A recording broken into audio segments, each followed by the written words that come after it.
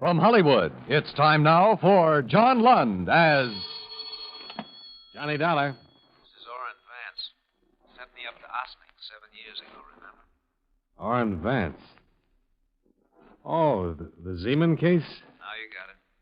You know, Della, I thought a lot about coming out and killing you. Instead, I'm going to do you a favor. What's on your mind, Vance? I did all my time, and people don't like to hire ex-cons. I think maybe you and I can work out something. I haven't got any jobs, Vance. Not asking for a job. It sounds like double talk to me. I don't think you... Don't you give me any routine, Del. I've heard them all. You can help me and make yourself some money. It's legitimate. What do you say? I don't know what it's all about. Suppose I come over and tell you. Okay. I'll be waiting for you.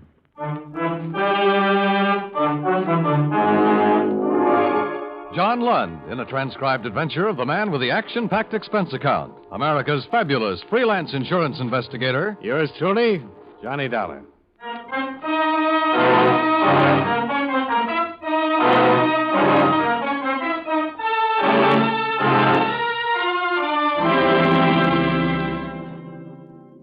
Expense account submitted by Special Investigator Johnny Dollar to All States Insurance Company, Wilmington, Delaware.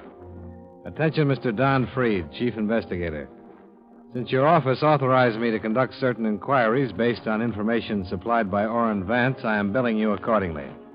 The following is an accounting of expenditures during my investigation of the Baltimore matter. Expense account item 1, $295. A phone call to prisoner dismissal board at Sing Sing Prison, where I was informed that Orrin Vance had been released 3 days before the above date. He had completed 7 years of a 7 to 15-year term for grand theft. It was an unparoled release. The chaplain described him as a model prisoner with a better-than-average chance of remaining out of prison for the rest of his life. For that reason, I was willing to listen to his story when he showed up an hour later. Hello, Dollar. You haven't changed a bit. Come on in, Vance. Yeah, sure. Thanks. Ah, nice place you got. I like it. Sit down. Tell me what's on your mind. Dollar, look. Don't treat me like a con, even if I am one, huh? I'll sit down. I'll have a smoke with you. I'll talk with you. Forget the other part for a while, will you, please? Okay. Have one? Thanks.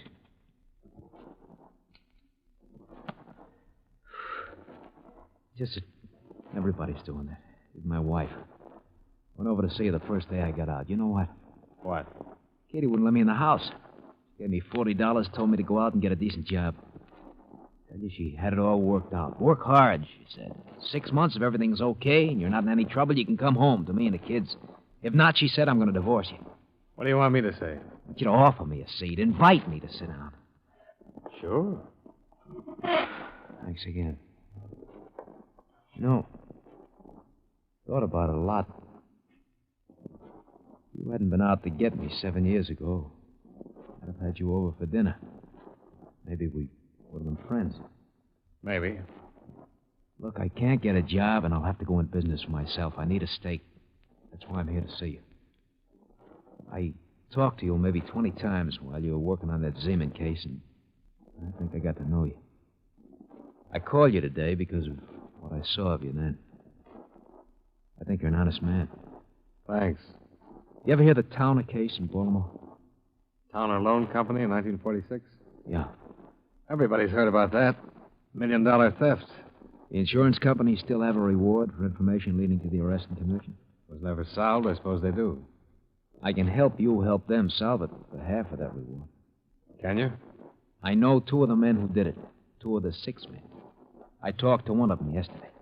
I'll tell you who they are, where you can pick them up, but I want my name out of the picture. Can you fix that? Yeah, probably. But I have to talk to the police sooner or later. Oh, look, this is a good thing, Dollar.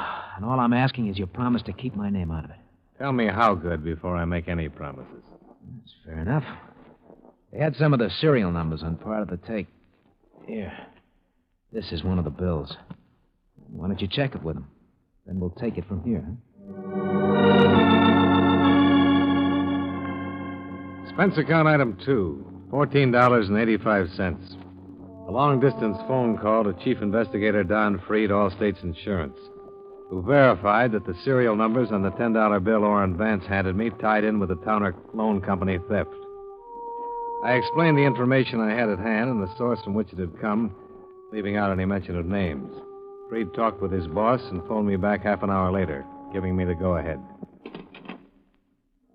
Okay, Vance. You're in business. All right, how does it work? You tell me who they are, I'll handle it from here. I mean the money part. When we have something, you'll get paid for it. All I've had so far is talk.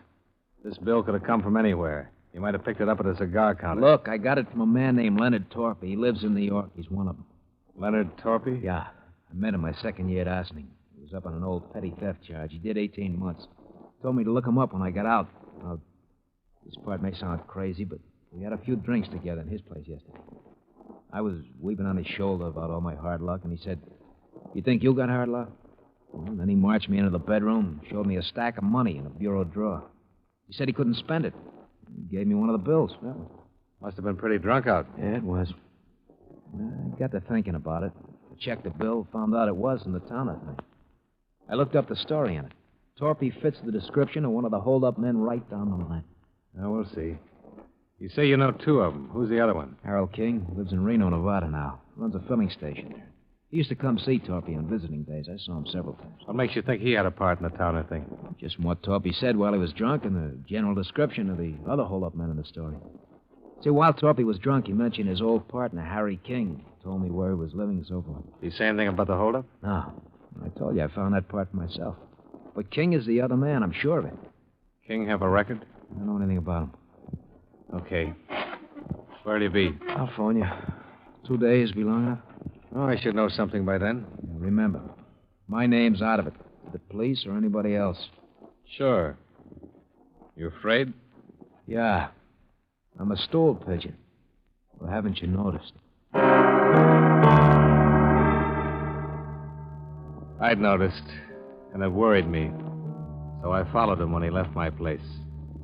I was buying a package of cigarettes at the corner drugstore while he boarded the streetcar for downtown.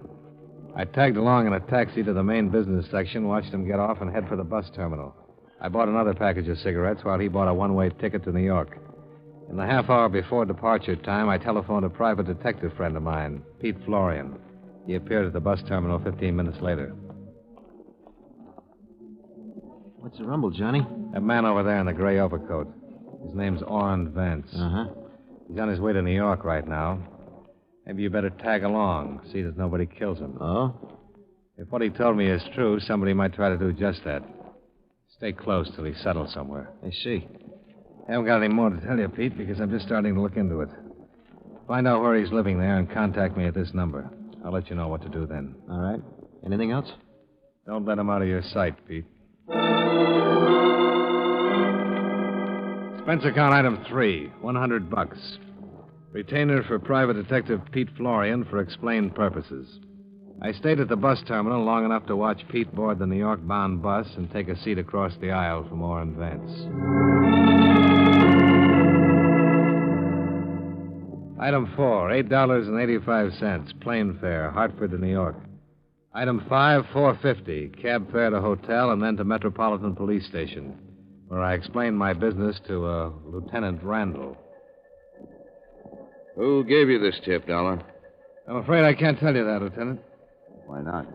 Because I promised not to disclose any names. I can tell you that the source is a man who couldn't possibly have had anything to do with the case, since he was in prison at the time of the holdup. Mm-hmm. But you want me to stick my neck out and get up a search warrant and maybe take this bird Torpy into custody on your say-so. Well, you have plenty to start with that $10 bill. Should be enough for you to look into it. That why you looked into it? Frankly, yes. Prima facie evidence. But no name. No name. I've told you all there is to know. Believe me. Let's get busy.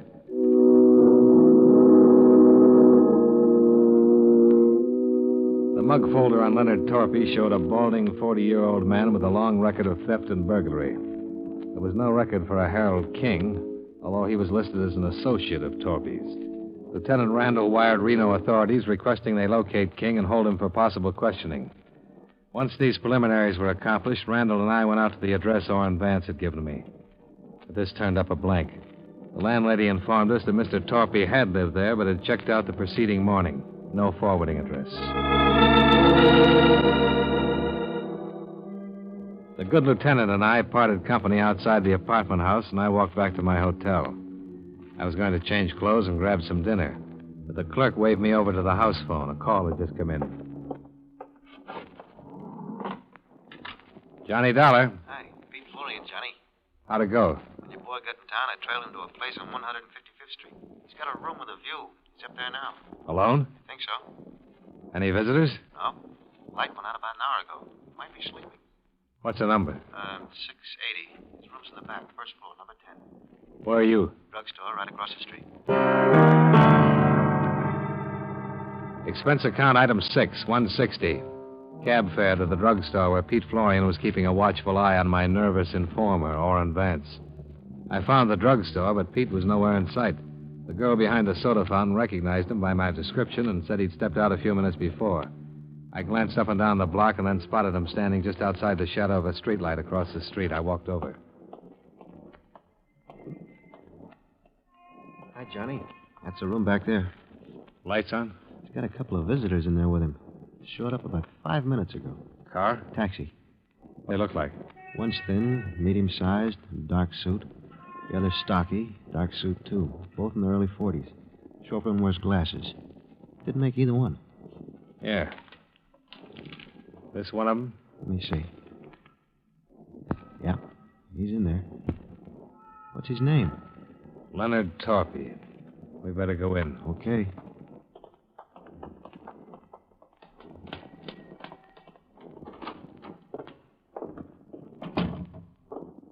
Right back there. Yeah. Who's Leonard Torpy? That's somebody who might want to kill Vance. Wish I knew more about what this is all about, Johnny. Yeah, so do I. It's all talk so far. I see. Better cover me. I'm over there. Okay.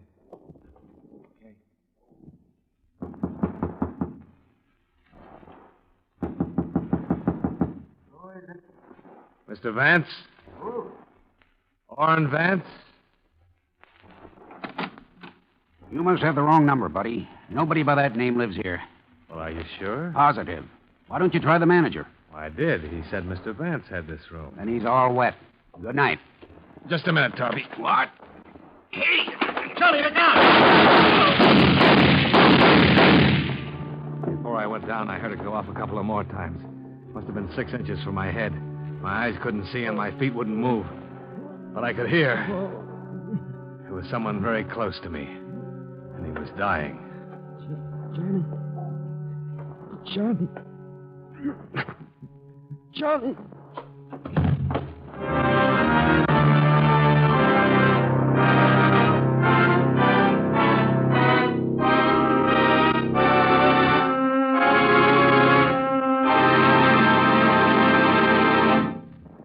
We'll return to yours truly, Johnny Dollar, in just a moment.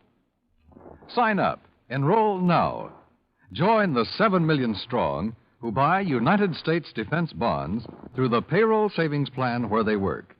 The bonds you buy help keep America strong. And now, Series E bonds earn more. They give you a quicker return on your investment. Through the payroll savings plan, you'll save the sure way, before you spend. So sign up. Invest more in United States defense bonds.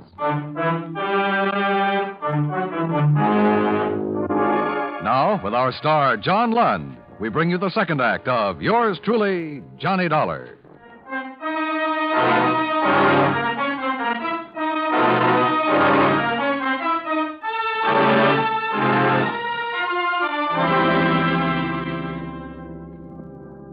I won't talk about my operation. But I had one at the police emergency hospital. As a matter of fact, I had 2. They prodded a .38 slug out of my neck and another one out of my shoulder. It was 48 hours before I was allowed to sit up in bed and talk. Naturally enough, my first visitor was Lieutenant Randall. He looked haggard, tired, worried. You say you hired this Pete Florian? Yeah, to keep an eye on Orrin Vance. This your tipster? It's okay to tell it now, I suppose. Yeah. Well, thanks. Florian died right there in the hall. 4 slugs hit him. Vance is on the floor beneath you, still hanging on. You keeping track of all this? What about Torpy? Did you get him? We didn't, but Florian did. Torpy's in the morgue. The other man got away. Quite a night. Yeah. Look, Dollar. You're the only one who can give me the story now. Vance isn't able to talk and won't be for another 3 days, if then. Everybody else is dead or gone. Now, what happened there? I don't know. I didn't see anything, Lieutenant. I was trying to push into the room past Torpy, and the whole world caved in. Any line on the man who was with Torpy? Good descriptions, but no luck so far. He heisted a car outside Vance's place. Found it 2 hours later, no prints on it. Some blood. He might have one of Florian's slugs in him. Yeah. We gotta land that bird. Hey, you all right? I felt awful. And Lieutenant Randall left me alone for the rest of the day. At 3:30 the following day, Orrin Vance regained consciousness long enough to relate what had happened. I was wheelchaired down to his bedside. Statement enclosed. That was Harry King with Torpy. King flew here 3 days ago from Reno. He came to my place to find out what I'd done with the $10 bill Torpy gave me when he was drunk. I told him I spent it, but they didn't believe me. It was King who shot me. I've got reward money coming. I'm not gonna die. He was still hanging on 2 days later when I left the hospital. Expense account item 7, $14. Ambulance ride. From emergency hospital to my hotel. The doctors told me to take it easy for a month and I'd be all right. I had a phone call a half hour after I started to take it easy. Johnny Dollar. Are you interested in finding Harry King? Who's this? My name's Milva King. I'm Harry's wife. Oh, You want him or don't you? sure. I'm at Shiraz Restaurant on 42nd off Broadway. Can you meet me? Yeah. How'll I know you?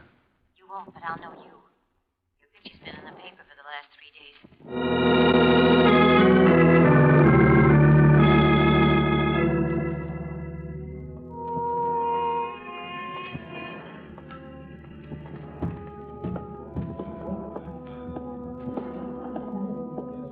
Hello, Mr. Dollar. Mrs. King? Yes. Hey, you look pretty weak. I feel that way. Maybe we better sit down. The small, pretty brunette woman in the nice clothes looked like anything but the wife of a bank bandit and murderer. She looked more like a housewife on a shopping tour or a schoolteacher on a New York vacation. I listened while she cleared up some questions I had in mind. There's a reward posted, isn't there, for that holdup in Baltimore? $10,000, yeah. Will I get it if I turn Harry over to the police? Sure. How much? Half? Oh, that isn't much for giving up your husband. They'll get him sooner or later, Mrs. King. The other half spoken for. Oh, this Vance man? Yes. Wait, I'm just trying to figure. What about you? I'll pass it up. $5,000 for Harry. Providing he was tied in with the Baltimore holdup. That's what the insurance company's interested in. He was in it all right. I want to get something else straight. What happens to me? What do you mean? I'm his wife. I only had a part in that holdup for the last 6 months. I haven't said anything. Does that make me a party to it or something? Well, you could have informed, but you couldn't have testified, being his wife. If I'm arraigned, I don't want to spend all the money hiring lawyers to keep me out of jail. My company will cover that. Where's Harry? Oh, not yet. What now? I better get something in writing from you. Something that says your insurance company will pay me the reward and give me help if I get in any trouble. All right, I'll talk to him. This time I'm thinking of the future. I'm going to have one once this is over. I hope so, Mrs. King. I know so, Mr. Dollar. Did Harry have money he couldn't spend, too? $45,000. Where is it? I can give you that when I give you Harry. Well, you thought of everything. I tried to. Harry and that Torpy man were fools. All they ever got out of it was the marked bills. Worthless money. You don't happen to know who the other 4 men were, do you? No. I suppose that's what you'll ask Harry when you get him. That's the idea. Poor Harry. How long will it take you to get things arranged? Not more than an hour. I can do it by phone. I'll call you. Okay.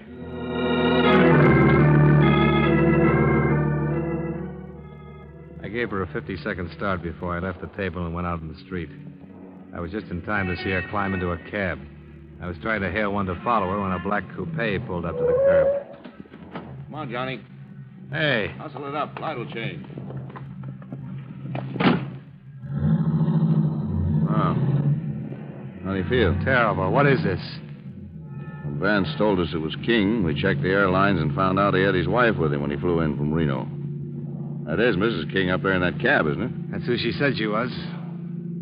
She wants to sell you her husband for part of that reward, doesn't she? Yeah. Well, what's the delay? She wants to make sure she'll be handled all right. The money and all. So did Vance. Don't needle me, Randall. I don't mean to. This all figures. I thought she might try to get in touch with you for just that reason. I don't get it. Well, that's why I put a man on your hotel. Followed you when you came to meet her today, then he phoned me. We looked her up. Her name was Melba Thaler before she married King. Her old man had a lot of money in Minnesota, but she couldn't keep herself out of trouble and got disinherited. Money's always been her problem. It's everybody's problem. Not the way it is with her. Now King's worth a lot of dough to her if you pay off. He's no good to her now lying somewhere with a slug in him, and he hasn't been any good to her with the marked money he got in the Towner holdup. There's something else, Randall. What? She's stalling me, I think. She said she didn't know who they were. But if she was lying and she does know who the others were in that Towner holdup, King would be worth even more money. They'd want him dead instead of with the police talking his head off. That's right. We followed Melba King's taxi for better than 45 minutes, all the way through the Holland Tunnel and into Jersey. She finally left it at a train station in Bucks County. We watched her buy a magazine and sit down in the waiting room and begin to read it. 15 minutes later, she stepped into the phone booth. When she came out, I went over to the filling station phone to see if she'd phoned my hotel. Well? She wasn't trying to get me. Well, that settles it. She's contacted the others. She's going to sell to you or them, whoever pays most for him. Some operator, isn't she? Well, when you have time, look at the file we picked up on her. 16 arrests. 1 conviction for narcotics when she was 18. Well, we'll see what we will see.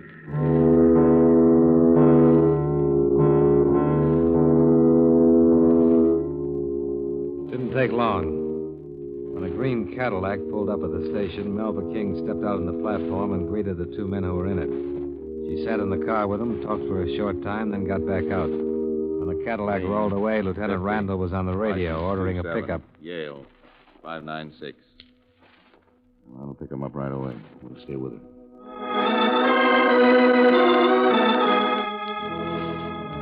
When Melba King caught another taxi, we were right behind her. She took it to an auto court about a mile from the station. We saw her go into the cabin marked D. Randall radioed in our location. We were about to check the auto court office when the door to cabin D opened.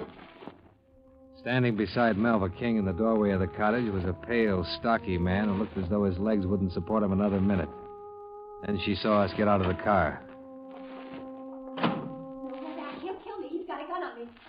Don't do anything. Please don't do anything. That's right. Anybody gets in my way. You're hurt, King. You can't go far. I've come this far, and I'm still going to keep moving. Come on, baby, move. It was all ready for her when she got back. Yeah. Boys know I shoot. You especially. But you'll be dead now, Dollar. That's funny. I thought the same thing about you, King. Please don't do anything. Please. Shut up. Oh, King, listen to reason. I can tell you're hurt bad. You need help. Why don't you give it up? How much were you going to give her for me, Dollar? I wasn't... How much? Tell me. Half of it. Please, Harry. And how much will Woody and Al want to give me? I didn't talk to you. Oh, yes, you did. I passed out this morning. You got real busy. How much, baby? Oh, don't. You're dying on your feet, King. Yeah? Well, that's a good place to die. On your feet. Maybe I won't make it. We'll still make it. This is gonna hurt. No. Harry, please. No! Yell if you want to. King, don't add another one to the...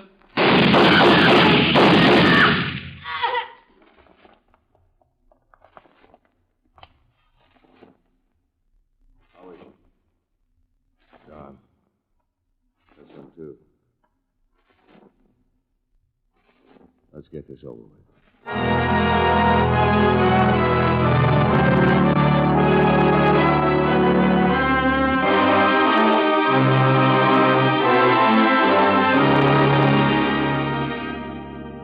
Expense account, item 8, same as item 2, transportation back to Hartford. Item 9, $85, doctor bills. Item 10, miscellaneous, $48 while in New York. Expense account total, $294.60. Remarks. As you know, the 2 men Malva King contacted were also part of the 6 who had held up the Towner Loan Company. They made a full confession and named the other parties involved. As far as the reward money goes, I think Orrin Vance deserves his $5,000. And I think Pete Florian's widow deserves my $5,000. Yours truly, Johnny Dollar.